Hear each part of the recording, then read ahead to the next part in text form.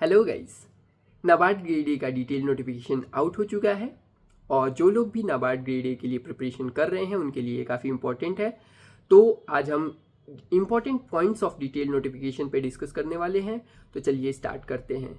जो पहली इंपॉर्टेंट चीज़ है वो है नंबर ऑफ़ वैकेंसीज, जो कि कंप्यूटर साइंस और आईटी स्ट्रीम के लिए 10 एडवर्टाइज करी गई है एज पर डिटेल नोटिफिकेशन। और ये वैकेंसी बहुत कम नहीं है, ये देख के बहुत डिसहार्टेन नहीं होना है, क्योंकि जो प्रेस्टिजियस इंस्टीट्यूशंस है जहाँ पे हाई पेइंग जॉब है वहाँ पे नंबर ऑफ़ वैकेंसीज कम ही होती हैं। तो इसलिए आपको अपनी प्रिपरेशन कंटिन्यू रखनी है, वैकेंसी को देख के ऐसा पीछे नहीं हटना है या फिर डिसहार्टेन नहीं होना है। ओके, देन नेक्स्ट इंपॉर्टेंट चीज़ है डेट्स, जो कि आपको याद रखनी है।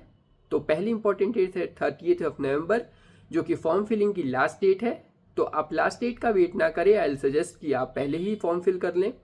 देन 20 दिसंबर को आपको फेज 1 का एग्ज़ाम देना है और उसके ऑलमोस्ट 1 मंथ के बाद 25 जनवरी को आपका फेज 2 का पेपर होगा।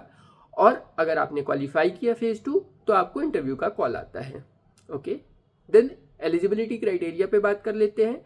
कंप्यूटर साइंस के लिए आपको एटलीस्ट बैचलर्स डिग्री होनी चाहिए, बीटेक का आपने किया है और 60% मार्क्स हैं तो आप एलिजिबल हैं।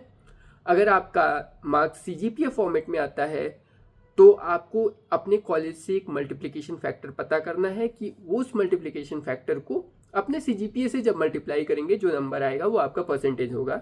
तो आपको ये देख लेना है कि आप 60% से ज़्यादा हैं या नहीं। अगर ज़्यादा है तो आप एलिजिबल हैं और आप अप्लाई कर सकते हैं। ओके, देन एग्ज़ाम के पैटर्न पे बात कर लेते हैं। तो इसमें जो फेज 1 में सब्जेक्ट्स पूछे जाते हैं वो टोटल 8 सब्जेक्ट्स पे आपको टेस्ट किया जाता है। Quant, reasoning, English, computer knowledge, decision making, then GA, ESI, ARD, ये टोटल 8 सब्जेक्ट्स होते हैं। 200 क्वेश्चंस आते हैं, 120 मिनट्स का टाइम होता है।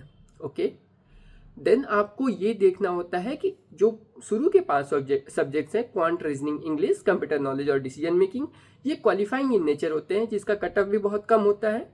तो आपको बस क्वालिफाई करना है। देन नेक्स्ट 3 सब्जेक्ट्स जीए, ईएसआई, एआरडी, ये आपके मेरिट वाले सब्जेक्ट होते हैं। तो इसमें आपको काफ़ी अच्छा स्कोर भी करना होता है और इसका जो एग्रीगेट कट ऑफ होता है वो बहुत हाई भी जाता है।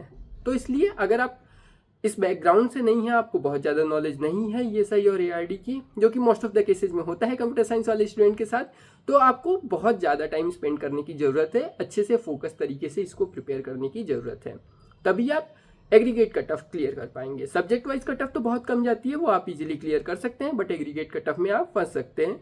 तो इसलिए प्रॉपर फोकस के साथ इसकी प्रिपरेशन करेंगे। ओके, देन फेज 2 में जो एग्ज़ाम होता है वो फेज 2 का पेपर 1 डिस्क्रिप्टिव इंग्लिश का होता है, जस्ट लाइक सेबी का एग्जाम जैसे होता है वैसा ही होगा ऑलमोस्ट। प्रेसी, रीडिंग कॉम्प्रिहेंशन और ऐसे 3 क्वेश्चन आते हैं आपके।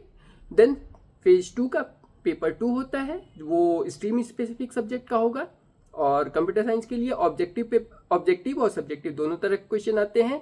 ऑब्जेक्टिव में 2 मार्क्स और 1 मार्क्स के क्वेश्चन भी होंगे। देन सब्जेक्टिव में आपको मल्टीपल क्वेश्चन होंगे, उसमें से आपको कुछ चूज करके कुछ क्वेश्चन के आंसर लिखने होते हैं। ओके, अगर आप बोलेंगे तो मैं डिटेल वीडियो इस पे भी बना दूंगा। ठीक है, तो ये तो हो गया फेज 2 का पैटर्न। अगर आपने फेज 2 क्वालिफाई किया तो आप इंटरव्यू में जाएंगे। ओके, तो ठीक है, ये सारी चीज़ें डिटेल्ड नोटिफिकेशन में इंपॉर्टेंट थी।